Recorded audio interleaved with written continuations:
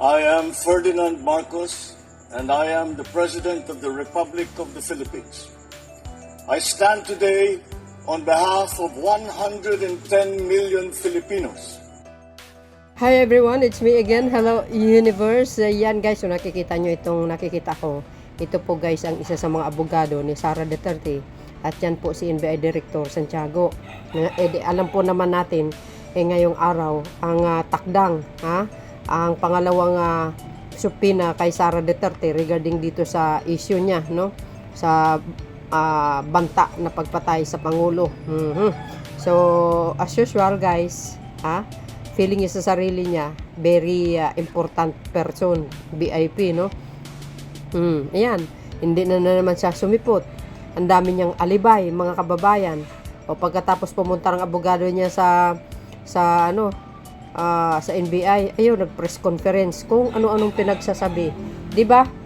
Alam niyo sa nakikita ko dito, iisa lang nakikita ko, guilty, no?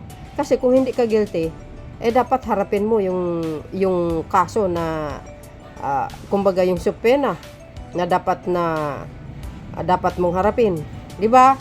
Puro abogado niya lang, no? So hindi natin alam guys kung ano po ang magiging desisyon ng NBI dito sa pag hindi niya na naman pagsipot, no? Ito talagang sumusupil siya sa batas ng Pilipinas, mga kababayan. Alam niyo kung ako, papatawan ko talaga ng kaparusahan ito Kung ako lang pangulo, nako, talagang kakasuhan ko na itong babaeng ito. Pero ang Pangulong Marcos Jr. hindi naman ganyan. Ibig ko sabihin, kung ako lang ang NBI, gagawa ako talaga ng hakbang. Hindi ko na pagbibigyan sa pangatlong subpoena. Wala pa tayong feedback guys kung ano po ang magiging desisyon ng NBI dito, no? So pakinggan natin ng bahagya itong sinasabi ng kanyang abogado, okay? Hindi siya darating ngayon, hindi ko darating. Yun lang ganun, hanggang doon lang ako, ganun lang. Oo. In the future, sir, possible... Daanan niyo na ako si Jets, no? In the future, possible pa ba siya dumating? In the future, possible pa siya dumating? Wala akong masasabi. Hindi ko masasabi yun. Kami nang bahala doon na titignan namin yung statement niya. Kami nang bahala doon. So, nag-submit kayo ng statement, sir? Nakapag-usap na ho kami ni Jets. Siguro yung NBI na ho maaaring magpaliwanag. Sige, thank you. Jets, Attorney Paul. So, paano yun? Magre-reschedule kayo, sir? Attorney, nag-request po ba kayo ng schedule, attorney? Sorry, no comment na ako dito. Narinig nyo yun mga kababayan? Hindi siya darating. Marami siyang alibay. Siguro nagpaparte o anong klaseng alibay mayroon sa kanya. Ang dami niyang reason Ayaw niya talaga sumagot. Sa bagay, alam nyo, sabi po ng isang, sabi ni, tawag dito, Secretary Gadon, kulang sa kalaman, immature, mahinang ulo. O, di ba? Sabi ko nga, natatandaan niyo yung Vice President debate nung last election 2022, hindi siya sumipot. Ayaw niya kasi wala siyang maisasagot So ibig sabihin lack of guys, no? Yung wala siya talagang sapat na kaalaman pagdating sa mga ganito.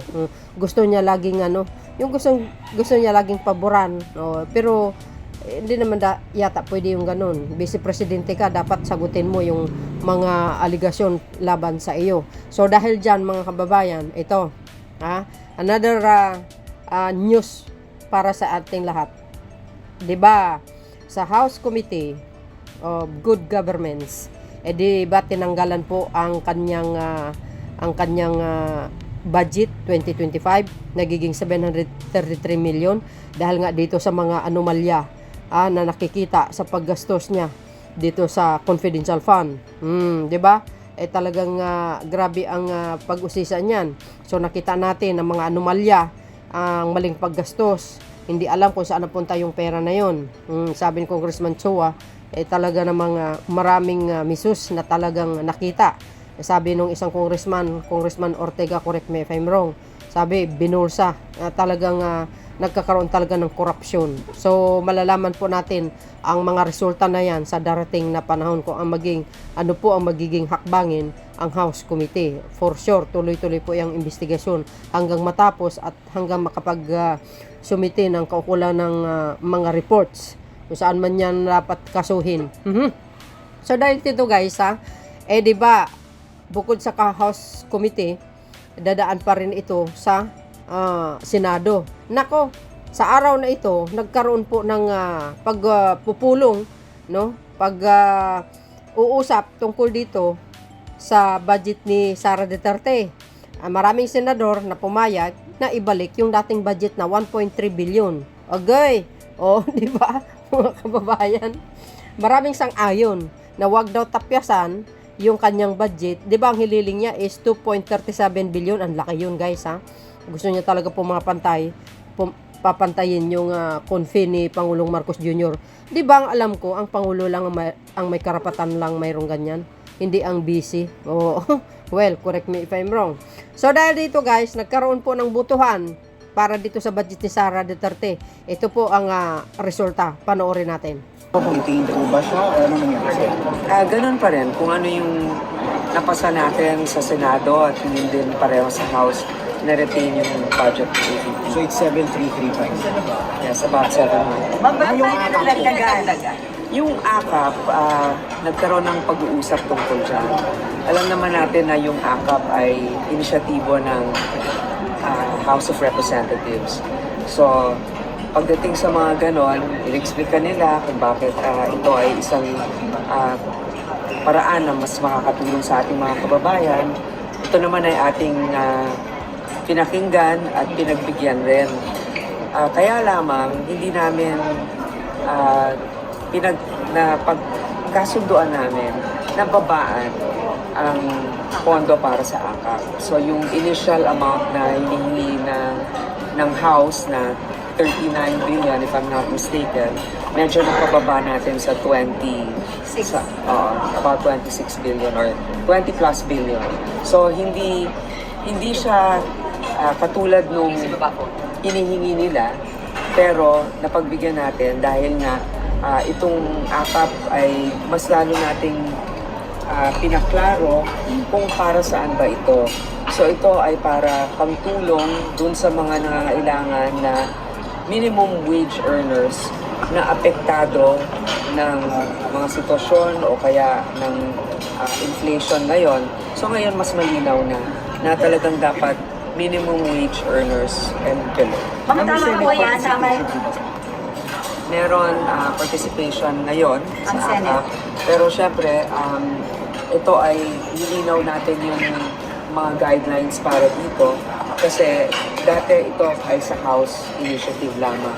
Pero bilang co-equal body at para naman may transparency, ang Senate ay meron ding pagkakataon na makatulong sa pamamagitan ng AKAP. Ma'am, tama po ba? 21 billion para sa House and then 5 billion for the Senate. More or less, naman. Ma'am, saan po kinuha yung 26? Anong ahensya po yung nawalan? Dahil kinuha Anong ahensya yung nawalan ba? Saan kinuha yung 26? Alam mo, isang kabuuan naman yan eh. Merong mga iba na nataasan yung budget, may mga iba na nabawasan. Pero ang importante dito, ang mga nataasan na budget, unang-una yung mga economic sector, di ba? Yung economic sector, ito yung wealth generating. Ang ibig sabihin nito, improvement sa ating mga ports, seaports, rail, transportation sector. So yun, guys, narinig yun sinabi ni ni Senator Po tungkol dito sa budget ni Sara Duterte. Ayun, natapyasan.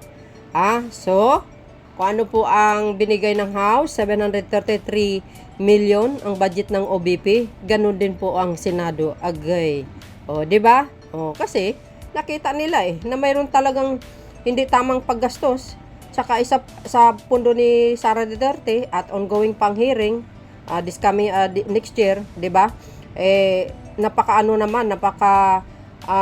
unfair naman sa House na nakita nila yung may maling paggastos sa pera ng bayan, tapos aprobahan pa tapos pagbibigyan pa ng Senado, hindi naman tama po 'yun. So ang sabi nga ni Senator Po, kung ano po ang naaproba ng House, 733 million, ganun din sila. Kaya sa araw nito, walang confidential fund ito si Piatos, si Sara, kundi ang budget niya lang talaga 733 million. Eh, di ba, ganyan din si dating Vice Presidente Leni Robredo, di ba, mga kababayan? At tungkol naman dito, sabi po ng mga dilis, bakit daw ang akap? Eh, bakit ang akap? Saan ba napupunta ang akap?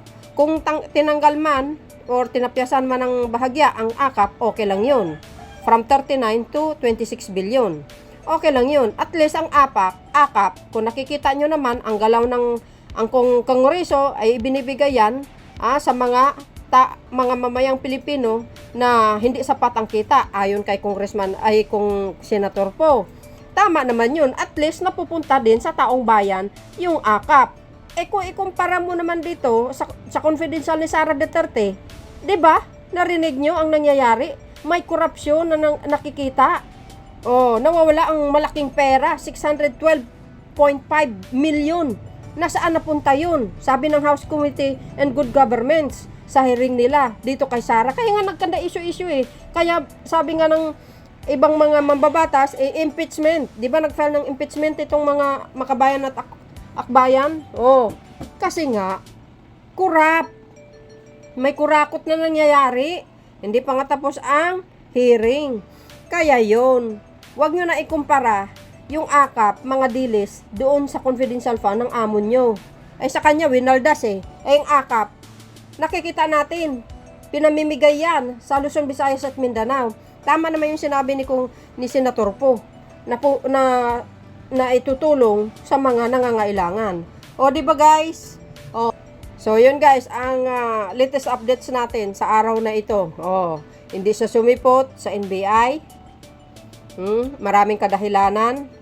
Pag sa akin, sabi ko, 'di ba? Pag hindi sumipot ang isang tao, guilty. Pag nagtatago ang isang tao at tinugis, guilty. Ibig sabihin, may ginawang kalukuhan at totoo ang mga paratang. Pangalawa, tinanggalan ng Senado ang kanyang hinihiling na budget. Nagre-react actually dyan si Senator Amy Consumition. Bakit na tinanggal? Diba? Mas mataas ang votes ng tanggalin ang budget ni Sara Duterte ikumpara mo sa votes na gustong ibigay ang budget ni Sara. Diba? Baka 13-10. Ang 13 bumoto ng tanggalan ng budget ni Sara. Ang 10, yun po ang gustong ibalik ang budget ni Sara Duterte. Diba guys? Walang budget ito si Sara, kundi hindi naman sa wala. Tama na yun guys, yung 733 million, malaki na po yun. Wala naman siyang achievement na malaki nung umupo siya bilang DepEd Secretary at saka OBP. Meron ba siyang big achievement? Wala naman diba? Ang big achievement niya, yan, yung hearing sa House Committee on Good Governments ngayon. Yung may korupsyon, binorsa ang pera. Sabi ni Congressman na Ortega. Di kayo naloka. So yun guys, ang pinaka-latest update natin ngayon. Thank you for watching. See you again on my next upload video. Ano po ang kapalagayan nyo? Hindi siya sumipot. Tingnan nyo yung press con niya na naman. Laging may press con yan eh. Lagi niyang kinukontra yung mga binabato sa kanya. Diba? Siya po ang mali. Siya po ang mali. Siya pang nagagalit. Pag sinita, kung ano-anong pinagsasabi. Mahirap ang magnanakaw guys. Wala kang magandang ididipinsa doon sa taong magnanakaw. Mahihirapan talaga. So maraming salamat sa inyo watching. See you again on my next upload video. Bye bye bye. And baboos. God bless Philippines.